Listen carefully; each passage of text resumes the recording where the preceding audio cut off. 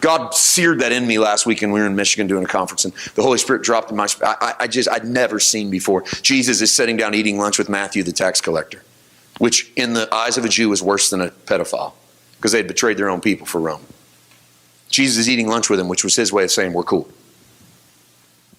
And we're okay with that in the Grace Church. We go, yeah, show them Jesus. Love the unlovable.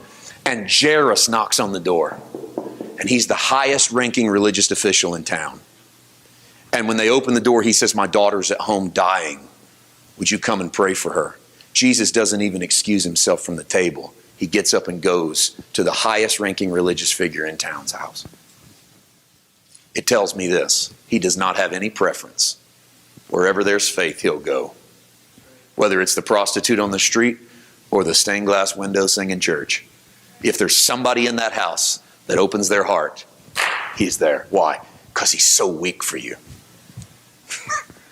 He's just so weak for you. He can't help himself. He just can't contain himself. So John says, you want to sum it up in 3 words? God is love. In this, the love of God was manifested toward us. This is verse 9. That God has sent His only begotten Son into the world so that we might live through Him. Let that jump off the page at you. God sent Jesus into the world not so that you would die for Him. God sent His Son into the world not so that He might die for you.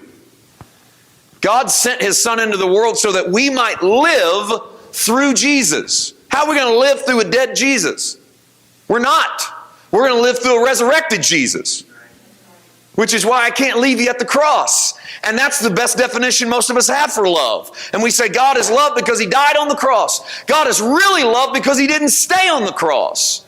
He rolled the stone away and Jesus came out and He said, it's not just finished. I mean, I finished the work, I finished the covenant, but we're just getting started.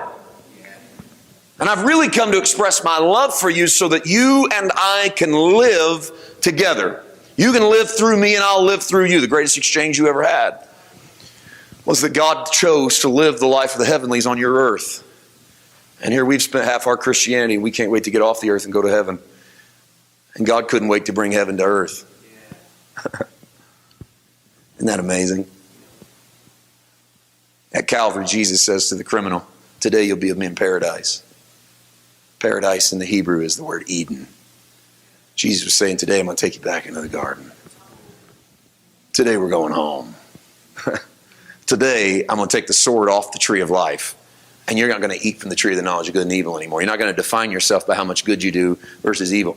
You're going to define yourself by how many leaves you eat off the tree of life. And the book of Revelation says, and the leaves that are in that city shall be for the healing of the nations. People will actually eat the fruit that comes off of your Christianity, and they'll be better off for knowing you. Why?